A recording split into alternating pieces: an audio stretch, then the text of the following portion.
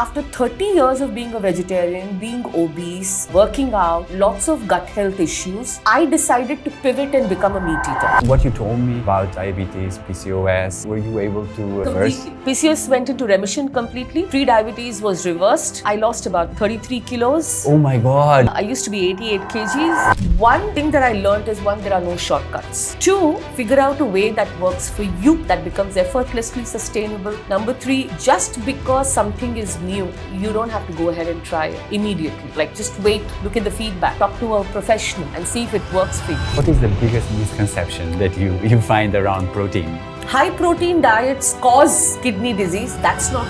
Only people who exercise need protein. Third one is, and this is a unique Indian misconception. Welcome, Sangeetha. Thank you so love your holistic approach to nutrition. So I'm happy to have this conversation with you. Welcome. Thank you so much, Rodrigo. I'm so happy you reached out. Absolute pleasure to be here. Very good. Yes. Okay, maybe we can start with your nutrition journey. Why did you become a nutritionist? Long story short, struggled with being obese almost post-puberty. Was struggling. By the time I got married, I had pre-diabetes and PCOS. I was just about 25 when I got married, and by the time I was 25, all these diagnoses. No matter what I did, I couldn't reverse my obesity or health conditions. That started my own personal journey into researching nutrition. Why is weight management become such a big issue? And why are humans the only species seemingly suffering from it? Like, animals in the wild don't suffer, birds don't suffer, right? So that got me into nutrition. And over a very long period of almost 10 to 12 years, trial and error, and learning on my own, I figured out that there are certain principles of nutrition that will apply, and you can tweak that a little bit depending upon who you are, where you're from, what your activity levels are. So it was basically my own health journey, and then of course looking at the health of people around me, which prompted this. Very good. What was the most difficult part of that journey? Most difficult part, I would say, is to understand that simple always works, but simple is not easy. Oh, tell me why. Yeah. So we always look for some quick fix or something that we can do for a certain period of time, and this will fix my health. This will suddenly put me in a fit, healthy category. This magic drink, if I do for 2 months, it'll make me lose my weight. But the things that work are very boring. Yeah. They are repetitive, and they have to become a lifestyle, almost second skin to you.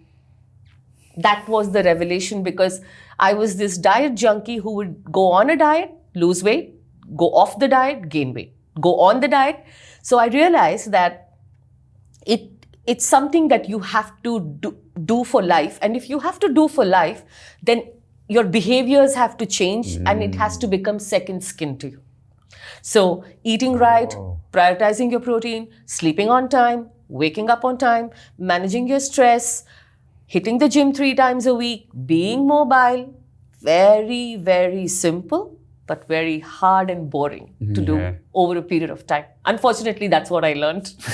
That's the only thing that works. Yeah, and I think what is fun is that I think people are always looking for big things that are going to change, change everything. You know, the magical pill or the magical diet, and but what you're saying, everything boils down to basic principles. That's boring. Yes. But then over a period of time, they compound and they work for us. Absolutely. The leverage of time and how it compounds, that's what works for us with the basic principles.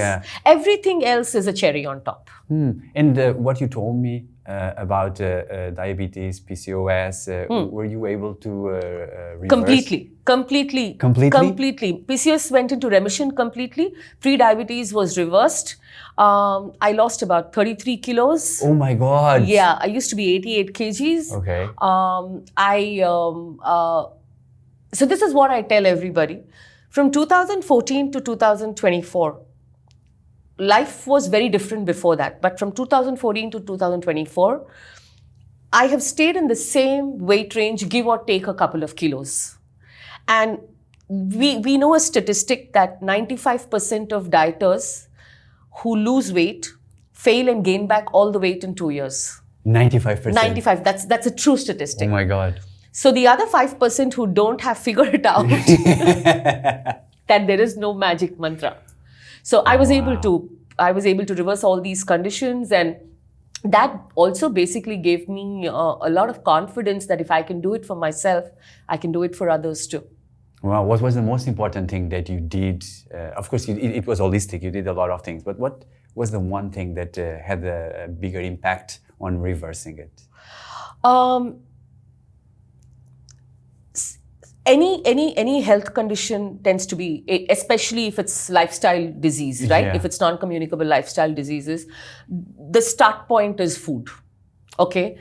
And knowingly, unknowingly, the traditional Indian diet is an extremely carb-centric diet. Because traditionally, India was it's a working class country, largely.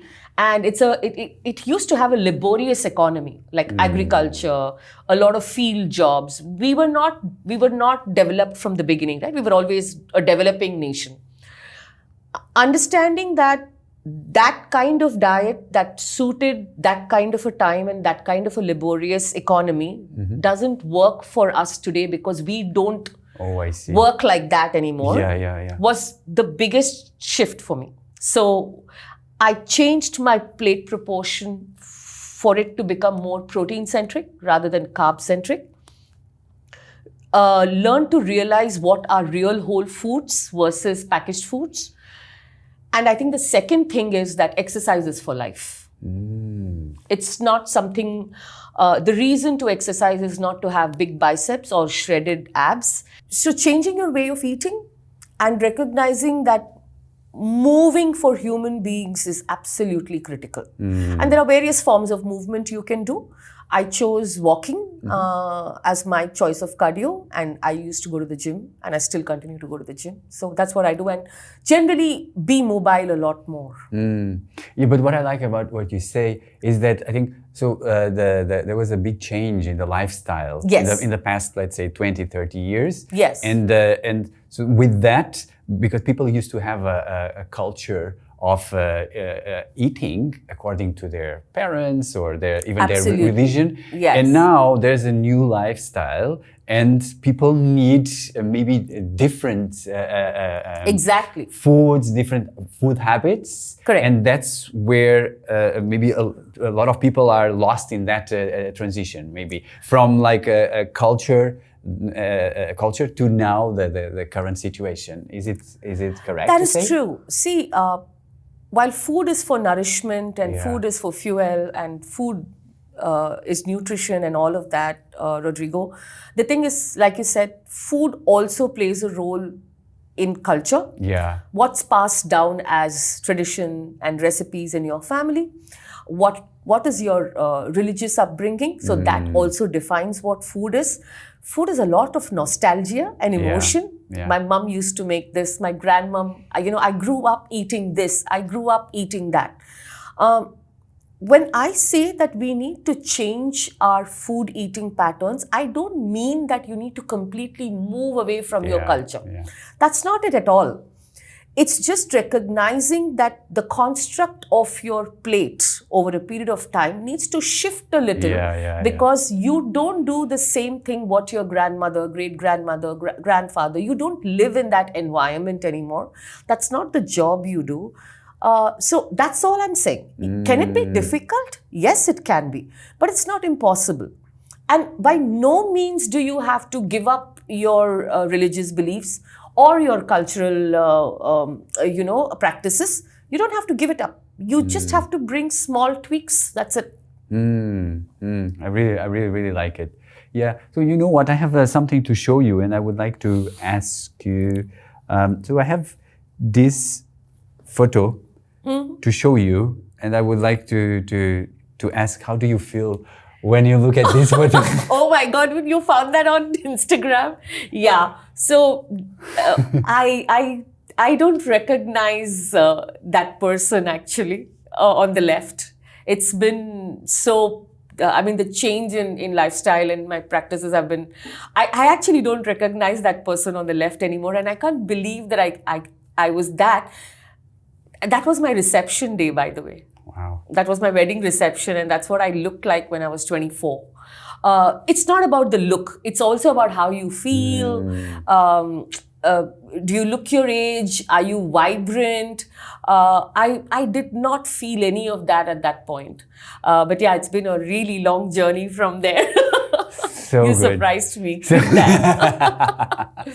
Yeah. So good. And what was the moment in that journey that you felt, I have to do something serious about my health? Yeah, see, till about 29, 30, till my son was born, it was more about vanity. I'll be very honest. Yeah. You know, you're a young girl. Yeah. You want to be lean. You want to wear nice clothes. You want to look good in photographs and all of that, right? You want that. What changed for me is when the health markers started shifting. Okay.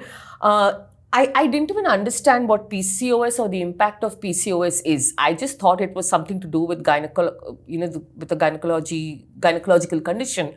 But later on is when I realized, when the pre-diabetes happened, because diabetes is a big warning sign. So when the pre-diabetes happened, I said that I'm too young. I just have my son is a year old. I'm too young to have diabetes and complications, and what is it? So the changing point was that for me.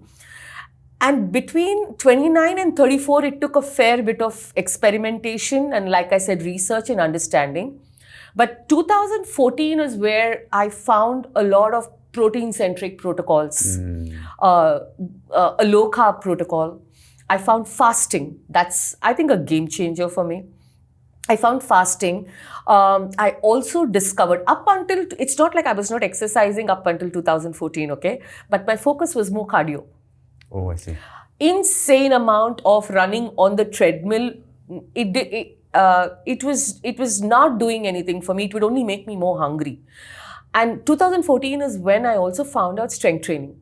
So, it's like all the pieces of the puzzle, like reduce your energy intake. You don't need that much carbs. Get more protein-centric in your nutrition. Get exercise going, the right kind. You need weight-bearing exercises. And then you don't need to eat so much. We are not meant to be eating. So when these puzzles fell into place is when it changed. Oh, what a journey. Wow. Yeah, it's been very long. Yeah. Maybe, and you also mentioned that you went to a lot of diets, that didn't work. Yes. What did you learn from those experiences, experimenting many different diets? There are no shortcuts. Oh. Number one. Absolutely no shortcut. I don't know if you remember that crazy diet called the GM diet, where one day you eat only watermelon, next day you eat only tomatoes. As you can see, I don't think a lot about diet. Amazing, you don't need to. Yeah, if you look at my picture, I'm the types who had to look at a lot of diets. So I have done, so one thing that I learned is, one, there are no shortcuts. Yeah. Okay. Two, if you cannot figure out a way of eating that suits you, that is sustainable for the rest of your life, anything that you pick is not going to work. Oh. Okay. It has to, there are principles around eating, but there is a lot of scope for tweaking to suit it according to your requirement. And that can be a low carb protocol, that can be keto, that can be whatever. There are so many names, paleo, Atkins. Forget giving diets names. You have to figure out a certain way of eating that becomes effortlessly sustainable for you. Unless you do that, following somebody's diet protocol or a new fad or a new anything is not going to work. That was number 2. Number 3 that I learned is sometimes doing certain protocols can actually be counterproductive. And I come from the era of juicing, and I know how it had a profoundly negative impact on my gut. In 2010, like I said, I did so much experimentation between 2006 and 2014. From when my son was born till I was almost in my mid-30s, there was a period when I was juicing for 2 months. Wow. I did bottle gourd juice and all the, green smoothies. That led to downfall of my gut in a very massive way. And after 2 months, I had to again restart the healing journey. So, no shortcuts. Figure out a way that works for you, that becomes effortlessly sustainable.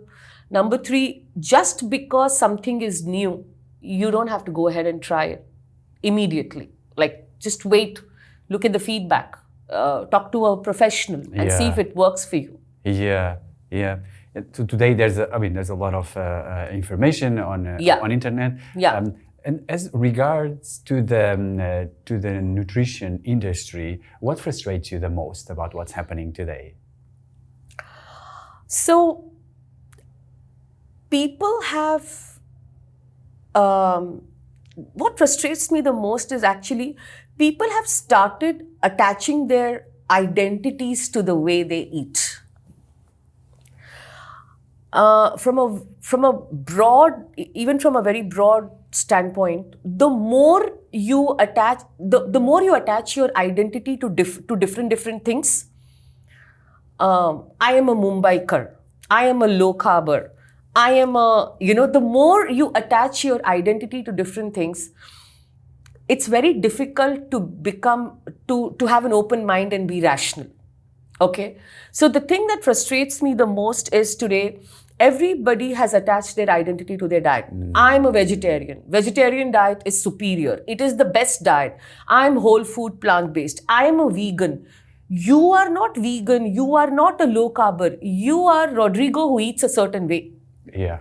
When you shift that, when you shift that tomorrow, if this way of eating doesn't serve you for whatever reason, you could have different health goals, you could have whatever goals, there could be a medical condition, God forbid, you could want to be training for a sport, you can change your way of eating. So what frustrates me the most are diet wars. On one end you have veganism, on the other end you have carnivores. In between there are 10,000 things. There is if you come to India, it's vegetarian, non-vegetarian, right? All of this basically, what you miss in all of this is what is working for you or not. Exactly. Whether it's working for you or not. And if it is not working for you, how do you identify the gaps? Yeah. That's the biggest frustration with the... Yeah, I understand. And what you said before is about your point before was about people need to figure out what works for them sustainably. Right? Exactly. That's exactly your point. And what do you think is one of the biggest mistakes that people do today when it comes to choosing their diets? I don't even think people are choosing their diets to begin with. Oh. Diets are being inherited. And that's fine. Okay. The biggest way India inherits its diet is depending upon the family you come from, what religion you belong to, and what you were used to eating. So most people are inheriting a diet, they are fed that diet from when they are very young.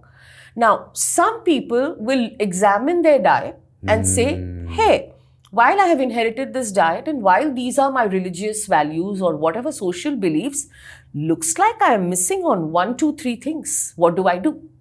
Then they have an open mind to say, okay, that I am missing on these things, where do I go find it? Maybe I need a little bit of inclusion of this and that. Okay, so most people are unable to do this. Okay, but the reassurance I want to give people is no matter what your way of eating, we have progressed so far that if you can find foods And if you cannot, because of certain dietary restrictions that you may have, please have an open mind to supplement. If you are going to be closed and have this emotional relationship saying, I am eating the best food, you will miss out on what you're not getting. That's all. Yeah, actually, for me, so I come from a family who was non-vegetarian. Meat eaters, yeah. Yeah, and for me then I was having this idea that I want to become a vegetarian, and now I see from what you're saying, there was an identity that I was choosing, but rather than being driven by what is the best for me. Correct. Right? Correct. So when it comes to choosing the right diet, either is vegetarian or non-veg or vegan, what is the most important question that people need to ask themselves? How do I get all the nutrition I need? And for that, you need to know little basics about nutrition, like basics. Like you need certain vitamins, you need minerals, you need protein, you need fat, you need carbohydrates. Okay? That's one question to ask. Or the other way to kind of, people start questioning their nutrition when they see a blood report. So when they see a vitamin D deficiency, when they see a B12 deficiency, when they see anemia in their diet, okay? When you start seeing, hopefully you should not wait that late, but when you start seeing such feedback coming to you, either in the form of a blood work or you're not feeling too good, you need to look at your meal and see what I'm eating. Oh, I see. That's the time you need to make that, you need to have that, you need to question before popping a supplement or before go to a doctor if there is a serious illness or whatever, but you need to come back and always say, what am I feeding myself? Okay, I'll give you an example. Just like you said that you came from a non-vegetarian family, I'm born, raised in a vegetarian family. Oh, vegetarian. First 30 years of my life, I was vegetarian. Okay. And I don't even eat, eggs were not prohibited in my house, Rodrigo. We were progressive enough, though we were a vegetarian family, my family allowed for eggs and they encouraged, but I couldn't eat eggs because I have a congenital allergy. I'm allergic to eggs. After 30 years of being a vegetarian, being obese, working out, lots of gut health issues, I decided to pivot and become a meat eater. And it was what suited me the best. So I said that 50% of my food will come from animal-based food, could be from dairy to whatever, and 50% will be plant. And that ratio works for me.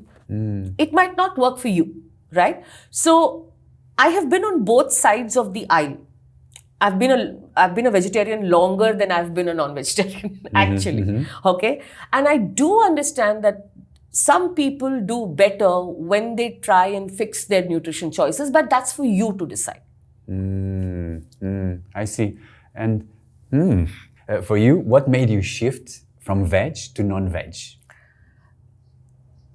A big realization that protein was missing in my diet. Okay. And given that I was a vegetarian who cannot eat eggs, a lot of lentil legume was not sitting well with me, and it took me years to realize that. I thought bloating, indigestion was a given when you eat legumes and lentils. It's not supposed to be, right? So it works very well for some people. For me, it didn't work. So how do I fix the protein puzzle, which is the most important macronutrient, especially for longevity, muscle, bone mineral density, weight loss, everything, right? Building block of our body. The fact that I couldn't fulfill it in a vegetarian diet, just using legumes and paneer and dairy and the quantity that I would have to eat, that made me shift. That basically made me look towards animal-based protein. I started with chicken, felt better. I moved to other forms of meat. And it was a sheer requirement of protein that made me shift. A lot of people think that non-vegetarians love the taste. Yeah. There is this, the taste of meat. True. For me, when I started, even today, I don't relish it for the taste at all, because look at my background. 30 years I've eaten vegetarian. My entire home is used to be vegetarian. I started first eating it like medicine, and then I have a thought that I tell everybody, or a saying: learn to love the things that love you back. This is what I tell everybody. Even if it's not your preference, learn to love the things that love you back. So I found out that having nutritional diversity, where protein is fulfilled, my protein requirement is fulfilled by animal protein, my body loved that. So I learned to like it. Oh, I see. So it's not that, I want to tell people that a lot of people who, it's not about the taste. Yeah. It's about the nutrition. Even today, it's not about the taste. And then, of course, over a period of time, you learn to like what you're eating and you enjoy it. Yeah. And what are some signs that people might feel that the current diet that they have might be inappropriate or insufficient for them? Lots of signs. That's such a great question. Yeah. Okay. I think the first sign is if your height to waist ratio is inappropriate. Okay, so 0.5 to 0.7. So divide your height by your waist. And if that ratio is more than 0.6 to 0.7, something that your nutrition is not. Yeah, what we call central obesity. So if you have a belly protruding. Because that's the easiest. And I think a lot of India has that, unfortunately. That is, you don't even need to do a test. That is the first sign that your nutrition is not working for you. Okay. The second sign, so weight gain, especially central pattern, when you're gaining it in your tummy. Second, digestion. Okay. If you find yourself not being regular, if you don't have a predictable bowel pattern, a bowel movement pattern, if you are always somewhere having digestive issues in the spectrum of acidity, acid reflux, feeling heavy, okay, your nutrition has to be examined. What you're consuming and what proportion of that is ultra processed food, what is happening. People think that live with gut issues for decades without realizing that something is wrong, or they're so busy that they'll just pop an antacid and go about life. It's one of the earliest signs. Despite eating, having no energy or being lethargic. Okay, so you having energy drops suddenly during the day, post meal, like that 3 o'clock, 4 o'clock. That's a very big sign that there is something about your nutrition that's not right, which probably means in most cases it is you are on a glucose roller coaster. That's when you have, like if you're on a high carb, or if you're eating a lot of junk food, you have sudden energy crashes, and that's because your glucose levels are not stable. Okay, so that's that. Sleep disturbance. Wow. Okay, so if sleep initiation is a problem, okay, so if you're getting into bed and you're feeling heavy and you're twisting and turning, it's taking you 45 minutes, 1 hour to go off to sleep, something is wrong with your nutrition. Of course, sleep, it's multifactorial. Exactly, yeah. I don't want to just leave it to nutrition. It could be screen time, it could be stress, it could be everything else, circadian rhythm, sun exposure. But in general, if you, the earlier signs that I spoke about, those are all very valid signs, okay? Then of course, a blood report will tell you everything. Exactly, yeah. That is very interesting, because so what you're saying, a lot of times people live so much with their dysfunctions that they consider their dysfunction as normal, right? And then they just say normalized. It's normalized. And that's a big issue, right? Big issue. Wow. Big issue. Yeah. Sure, I've eaten a meal, I do experience some heartburn. I'll just have some Eno, or I'll drink Gelusil, I'll do this. That's not normal. Exactly. But we've normalized it. Yeah. Let's first really understand the what is happening. What are the issues today? let me first preface what you asked me by saying that the more nutrition diverse you are, or the more diverse your food choices are, human beings are known to thrive with such diets. Okay. That's how we've been able to evolve till here over millions of years. Yeah. Okay. Human beings are omnivores. Depending upon which region you came from, what was accessible to you, the tribes and the communities made that as a part of a diet, and that is why we are such an intelligent species. Okay, so if you were near tropical areas and coast, seafood and plants became your go-to. If you were in the mountains, you probably ate tubers once in a while, and you ate a lot of animal-based food. Okay, if you were near plain lands, you ate a lot plant and lesser animal. Okay, so first there has been no community in the world over millions of years that either has been exclusively living off plants or has been exclusively living off animals. It's a mix. Always. I don't think we have that data. Okay. People might say a lot of things that we were meat eaters and that, but I don't think that's true. Even the Inuits used to eat tubers. Okay. So one thing to recognize that we are omnivores. The more nutrition diversity, your nutrition becomes effective and efficient. Okay. Now, let's come to the popular a vegetarian diet. I actually don't like the word non-vegetarian. What does it even mean? It's so true.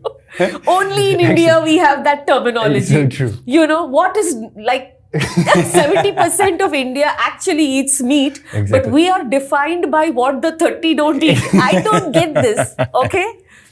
What is so non-vegetarian? I never thought about that. Is it true? I want to call vegetarians non-meat eating people. Sorry, it's a joke. So you're a vegetarian, and from an Indian context, this is again surprising. World over, if you're a vegetarian, you eat eggs. Okay, in India, we don't eat eggs. Exactly. So in India, we have lacto-vegetarian. That's the term actually. So vegetarians who eat dairy. We have ovo-lacto-vegetarians. Vegetarians who eat eggs.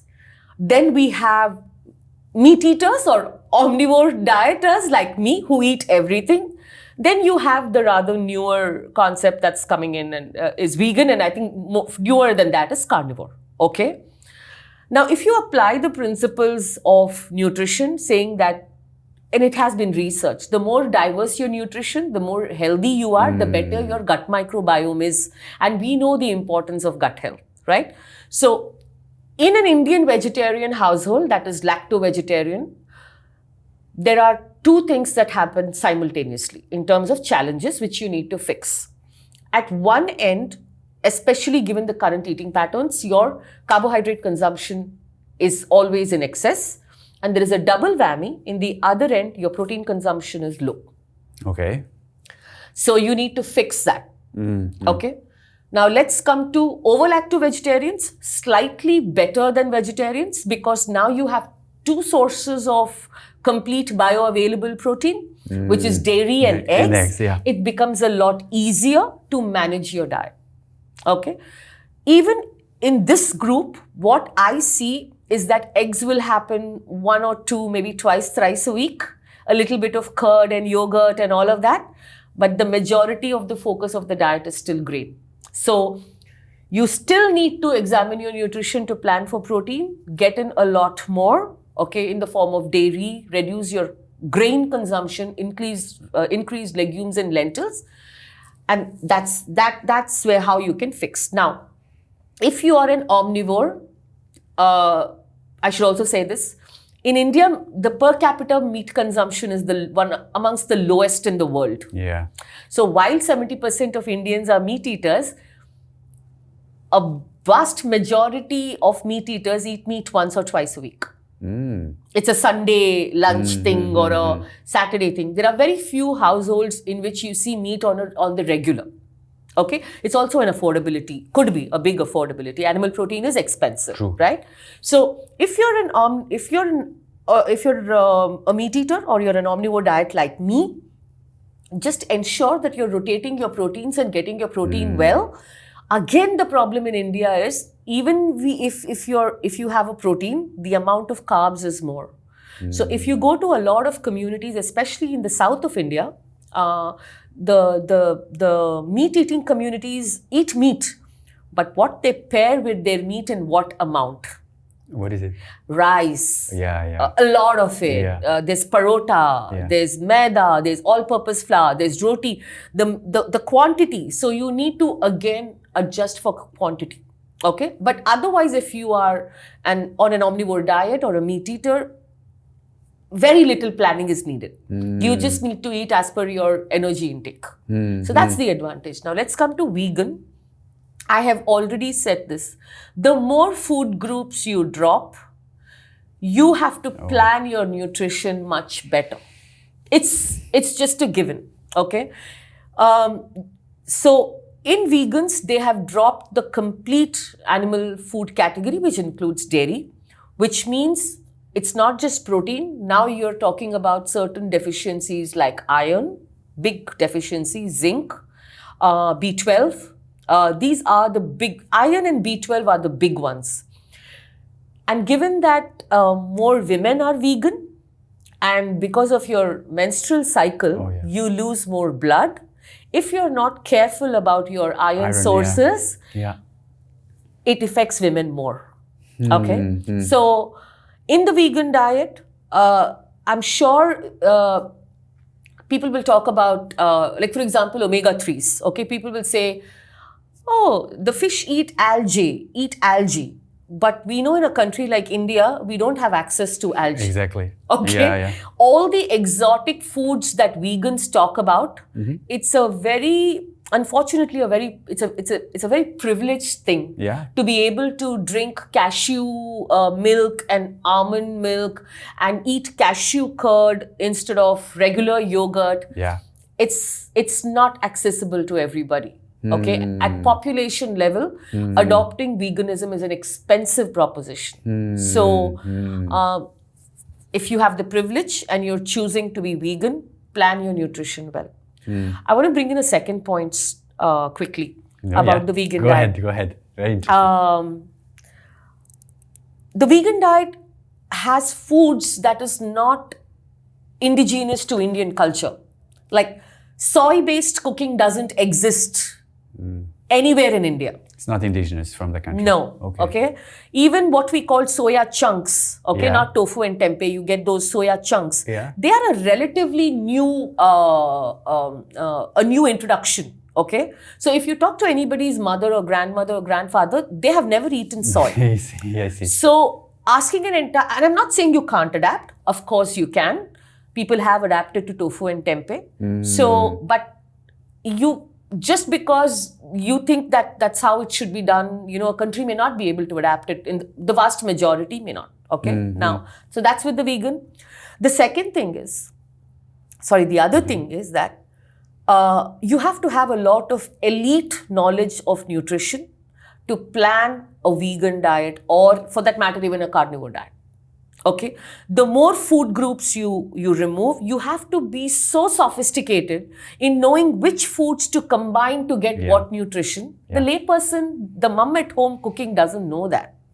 Okay, so finally, carnivore diet. I think just like the vegan diet has some uses, I think the carnivore diet has, but I don't think it eliminates the entire plant. It's the other side of the coin of the vegan diet. Not practical in India, not sustainable, not studied at all. So maybe for a short period of time, in certain health conditions, you can use it as an elimination strategy to figure out what's not working for you. That's how I use the carnivore diet in my practice. It's a very short term, 6 to 12 weeks. If you're a meat eater and you have a lot of gut health problem or autoimmune and things like that, I use that. I wouldn't say that that's the way to eat all the time. I see. So what you're saying is what is most important is based. You have your diet, but you need to be aware about what are the deficiencies that diet is giving you because of that choice. Yeah. And you need to be able to compensate those deficiencies. That's what you said. Correct. And you know, the second thing, which is very funny, do you know who is Sunil Shetty? Yes, I do. Yeah? Yeah, so I saw an interview Yeah. from him. He had a very interesting point because he said him and Virat Kohli, they are vegetarians and they are at their best in terms of the sport. But he doesn't recommend just like, okay, everyone needs to be a vegetarian, because his point is exactly what you said. For him to perform at his best, he was able to be vegetarian, but to understand fully what it takes to be a vegetarian and to perform at their best. Many people don't have that knowledge, and also they don't have resources. Exactly. So I found it was a fantastic point that he brought. No, and I'm so happy he said that, because one of the comments I get is, hey, Virat Kohli is a vegan or a vegetarian. You know, John Abraham, who's an actor, is a vegetarian or a vegan. Yeah. When you want to emulate somebody, you have to be able to emulate their lifestyle in its entirety. Exactly, yeah. You cannot take one aspect of it, especially with celebrities, with their knowledge, with the team that they work with their access to supplements and nutraceuticals, with their coaching, with their training, and with the money. Yeah. Okay. There was some interview I saw where Virat Kohli's water comes from some spring in France. Yeah. If I'm wrong, I'm sorry. But somebody said that. You don't have money to buy a whey protein supplement. Okay.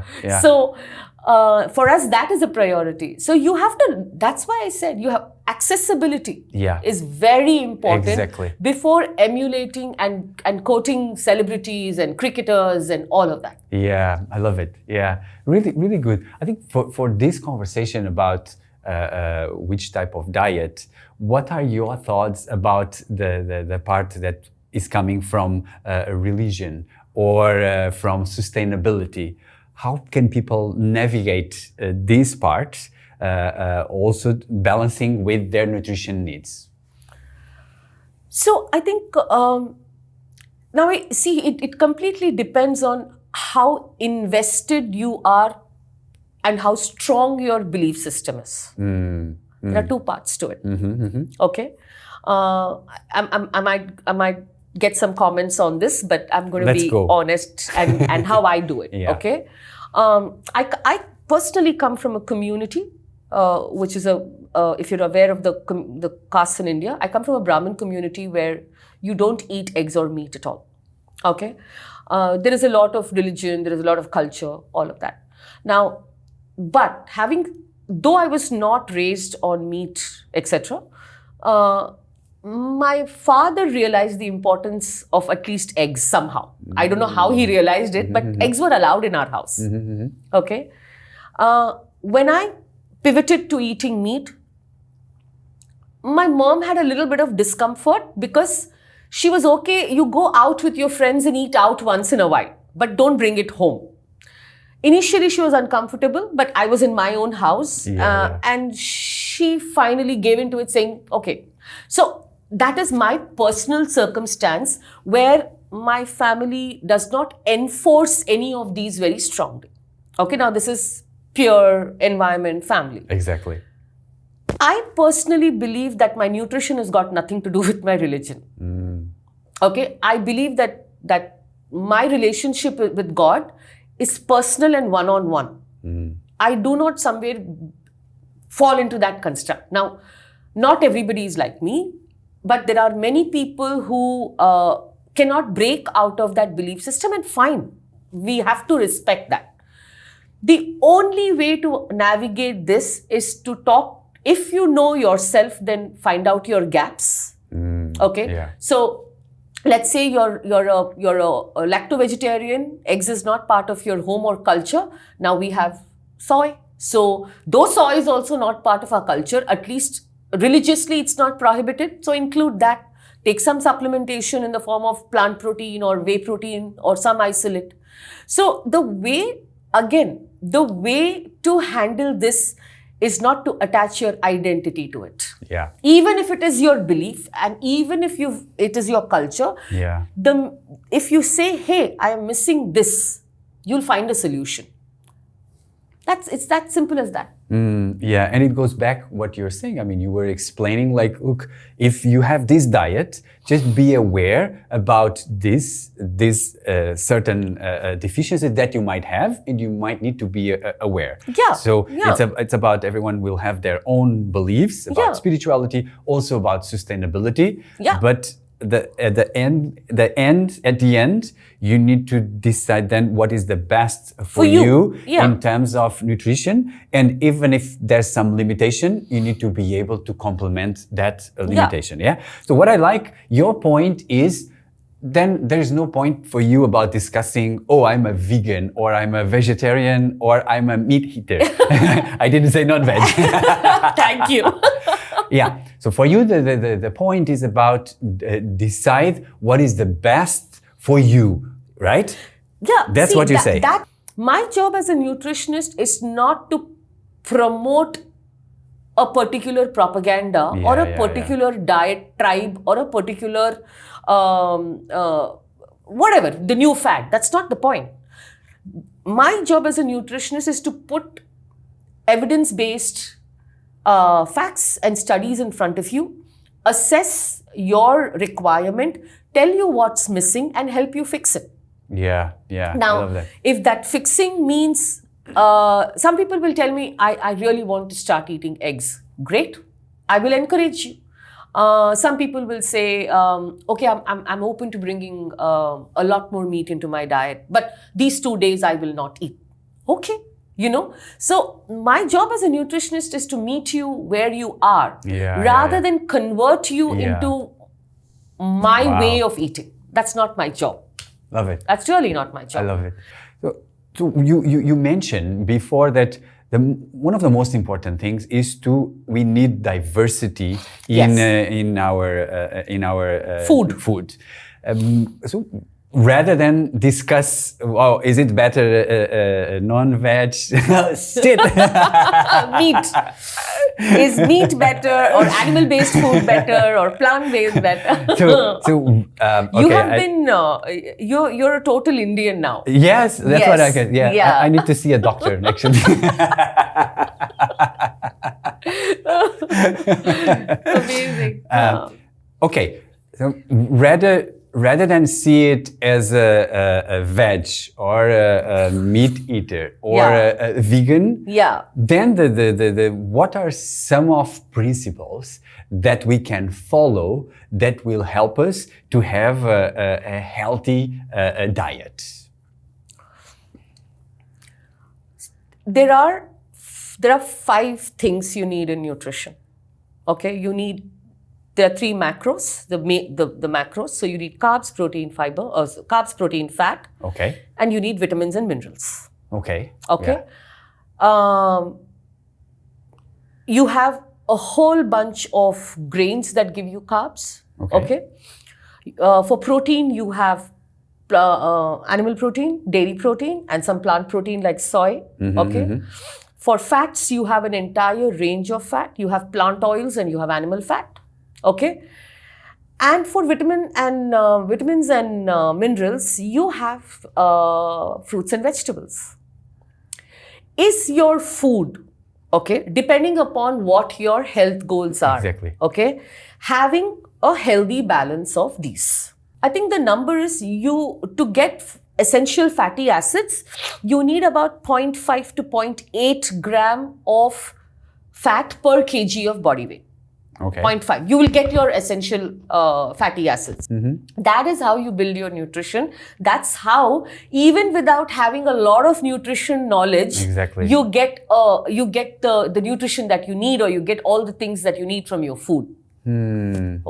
So just eating dal rice, just eating idli, chutney, just eating paratha, that's not where is the protein in your plate? Where is the fiber? Where are all those antioxidants coming from? Now, based on what you just said, can you give us, like, for example, on a plate, if you divide the plate, what is the ideal quantity that we should consider for each of those food elements?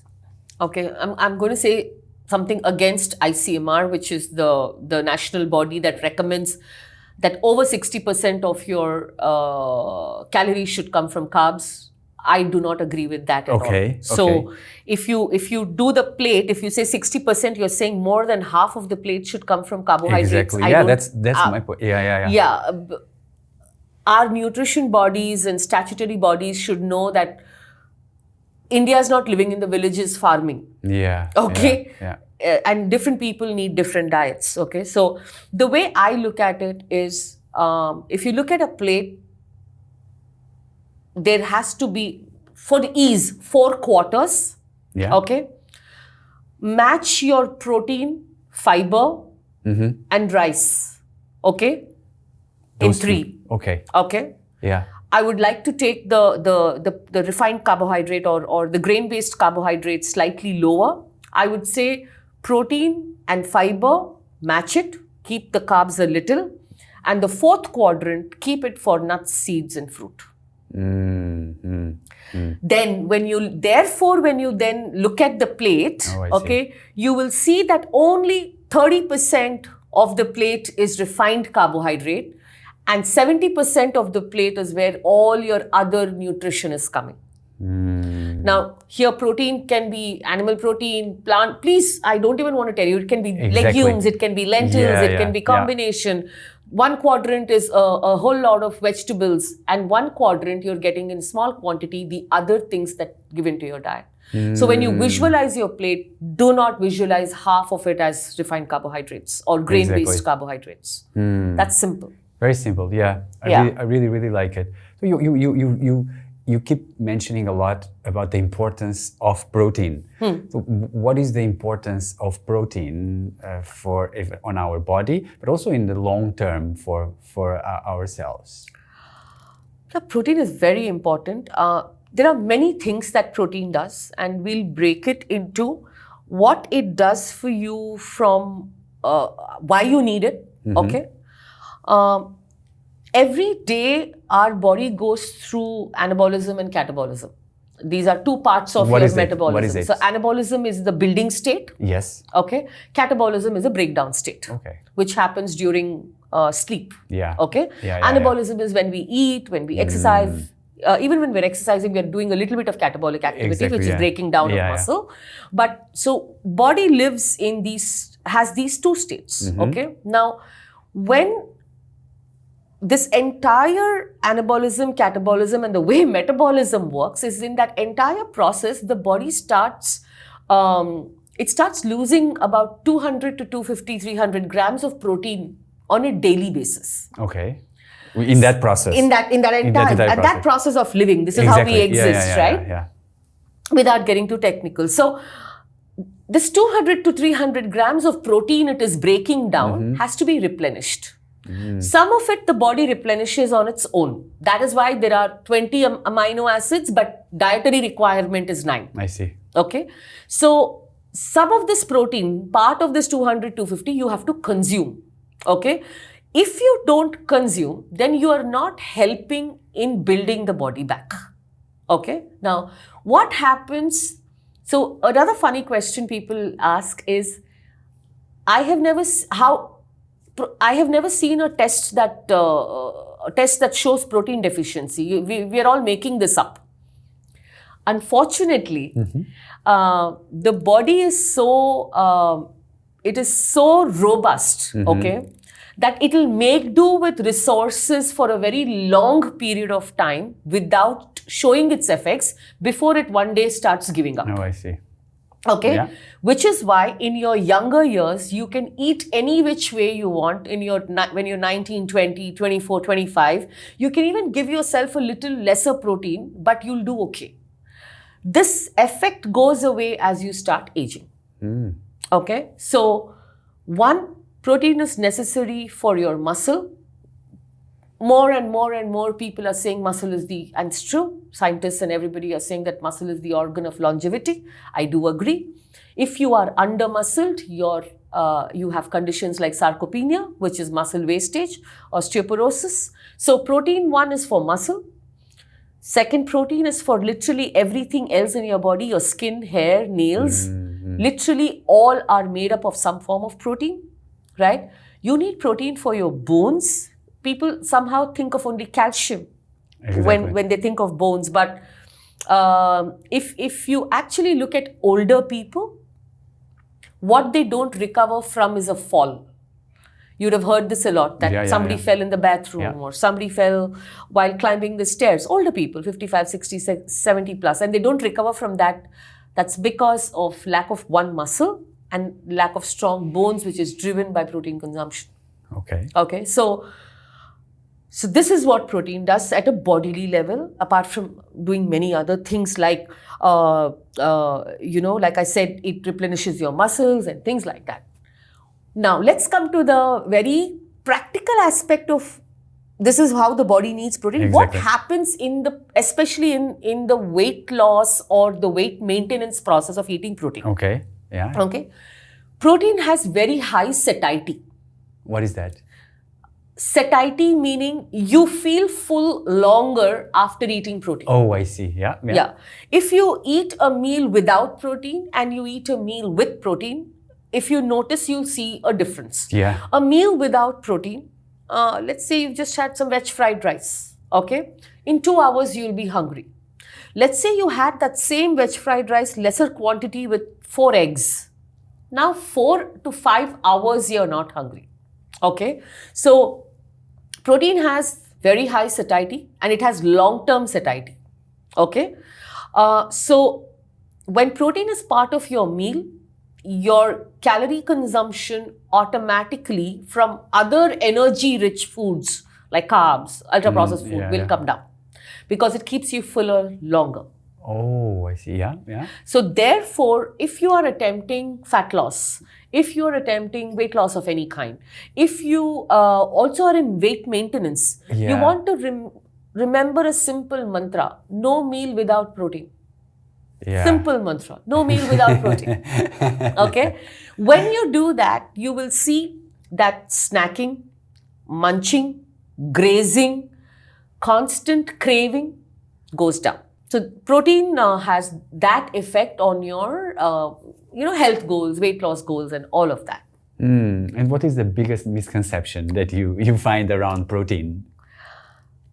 There are the biggest misconception, unfortunately, Rodrigo, I think this was misunderstood by the medical fraternity, doctors. Oh, really? Okay. And I think there is a difference between if you have kidney issues or kidney diseases or your renal function is compromised, then high protein diets don't work for you.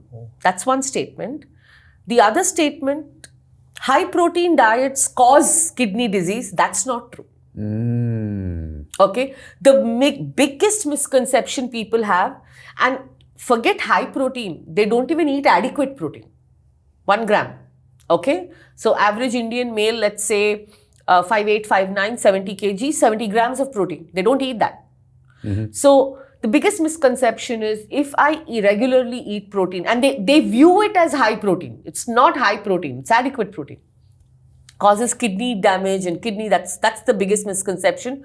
There is not a single study that has proven that, and that's not true. But yes, if for some reason you have a compromised renal function, let's say I've had clients with a kidney transplant or with only 1 kidney, then you have to start watching the amount of protein you're consuming because you have a compromised kidney function. Even in such patients or even in such clients, I must say, I have gone up to 0.8 grams.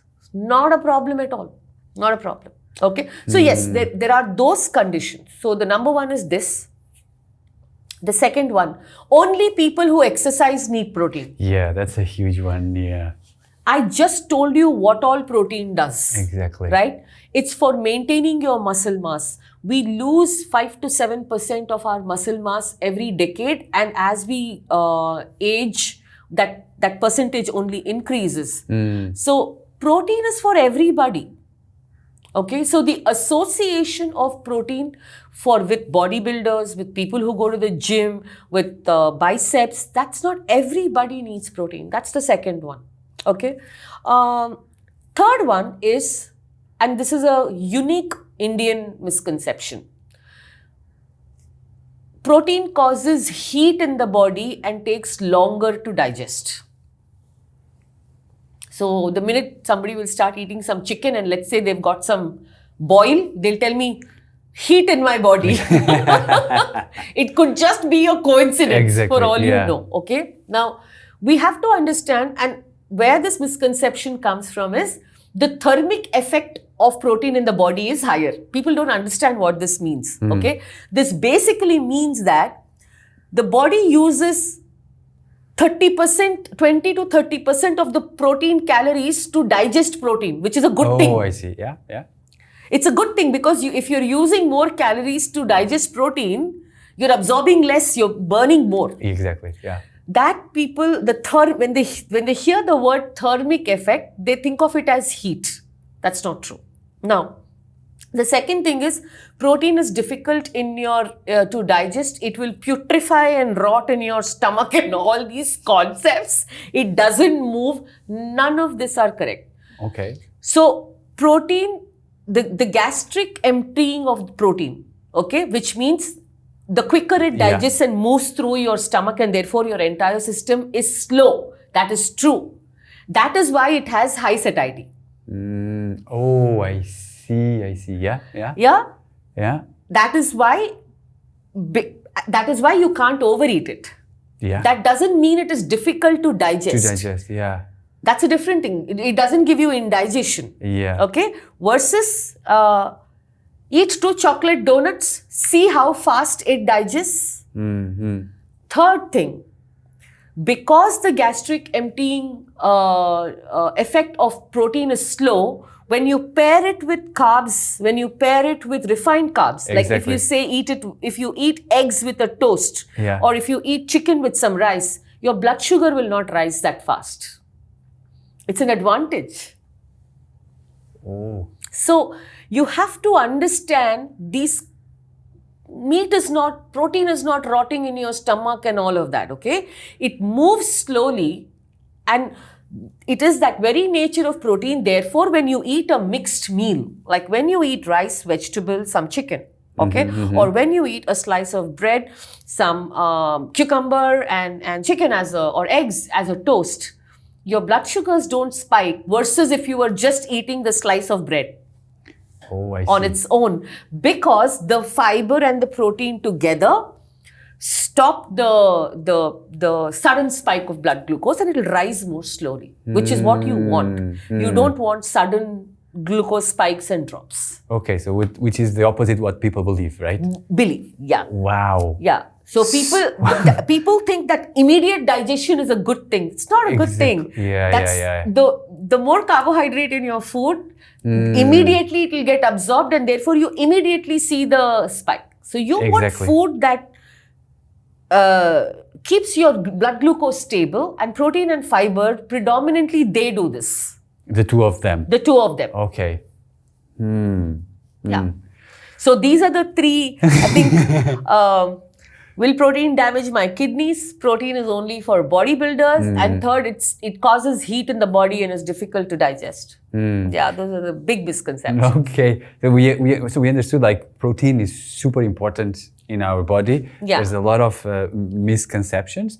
And what you say is that our body, let's say on an average, needs 1 gram minimum per kg of our body, right? Of ideal body weight. Of ideal body weight. Ideal body weight. Not your current. Not the current. So ideal. Ideal. So let's say I am 5'6". Yeah. my ideal body weight is anywhere between 55 to 60 grams. Exactly. I need between 55 to 60 grams. I round it off, so 60 grams of protein. Okay. Like that. But if I'm 5'6" and I'm 80 kgs, it doesn't mean I need 80 kgs of protein. I still need 60 as a bare minimum. I see. It's ideal body weight. Okay. Maybe you can give us the ranking of protein, like foods that give us more protein. It's very simple. Meat will come first. Okay. Actually, I'll put eggs because it's cheaper. Okay. Very efficient, right? Per gram of protein, eggs. So eggs, all forms of meat. Yeah. Dairy. Okay. Okay. Yeah. Along with dairy and meat, somewhere, if you look at plant-based, soy will come in. So soy can be natto, tofu, tempeh, all of that. Okay. Then will come your legume. So your beans and there are various kind of fava beans and kidney beans and that beans and beans. Some lentils will fall alongside legumes like moong lentils, red gram, okay, those black lentil, what we call urad dal in India, okay. Then will come other forms of lentils like your chickpeas, pigeon peas, all of that. Then after that, you should not be eating the other foods for protein. Then the other foods should play other role. I mean, then come your grain and vegetables. And you don't need grain and vegetables for protein. Yeah. So that is your hierarchy of protein. Yeah, but what I like what you said, it's not just even and I didn't know about that, it's not just about the amount of protein. You also need to think about the amount of the availability and the calories that each one has. Yeah. Oh, I like it. So maybe you can leave us on that note. Maybe you can leave one for people to find what works for them. What is one thing that they can do that can help them to achieve that? I've spoken so much about various kinds of eating. Think of your health goals. Think of where you want to be 3 months later. Okay. For a period of 4 weeks, bring in the changes that you want to bring in. Just observe how you feel. Feedback will kick in by 3 weeks. Yeah. Okay. So in my practice, when I change this carb-centric way of eating to a more protein way of eating, no meal without protein, when I start that, okay. First day, misery. Okay. What? Third day, frantic messages. I can't do this. Wow. So give it some time. 1 week goes, then there'll be silence because they realize that, oh, I'll have to deal with this. Okay. One week later, okay, I think I'm getting the hang of it. I'll get messages like that. 3 weeks later, hey, no bloating. Hey, I am not reaching out for coffee every 2 hours. 1 month later, 2 kgs down, weight. Positive reinforcement. Okay. I'm feeling lighter. I'm not burping. Okay. So, whatever way you choose, 3 to 4 weeks, your body will start giving you small signs. Oh, no heartburn today. No, I haven't had Gelusil for one month. Then you know that you are doing something that is working right for you. Then, how is your mental health feeling? How is this is all body. Yeah. Mentally. Are you more focused? Are you cheerful? One very important thing. Is the food noise in your head dropped? Has the food noise dropped? People constantly thinking of food. Yeah. Especially when they're trying to change their way of eating or quote unquote dieting, right? Constantly, oh, what am I eating next? What am I eating next? What to eat at night? I want to eat this. I feel like it. Food noise. Is food noise less? Then it's working for you. So that's how you find out. Wow, I love it. Self-experimentation is the best. Yeah. So what you say is there is a period of 90 days for a diet to completely to get used to it. To get used to it. And what you say is that you start slowly, right? And then after 3-4 weeks, you start seeing the results. Yes. So notice, yes. notice the results on your body, yes. but also notice the impact that is having on your mental health, right? Yes, yes. And then you can see if it's working for you or not, and adjust as you go. Absolutely. Wow. Yeah. Yeah, it's really good. Yeah, and while you do all of this, start noticing your behaviors around snacking. Yeah. Start cleaning up your pantry and kitchen a little bit. Yeah. That's how you build it. Yeah. Yeah. Wow. So good. I loved it. I loved our conversation. Thank you so much. Yeah, I learned a lot. So thank you so much. It was really, really nice to know more about the importance of protein. Also, second was about don't be so stick to one diet that is your identity, but focus more on having a diverse nutrition and see what works for you, right? Yes, yes. And make it in a transition, learn also in that journey what works for you and not, and keep adjusting and adjusting till it works for you. Perfect, you've summed it up. Very good. Thank you so much for having me, Rodrigo. It was great fun. Thank you.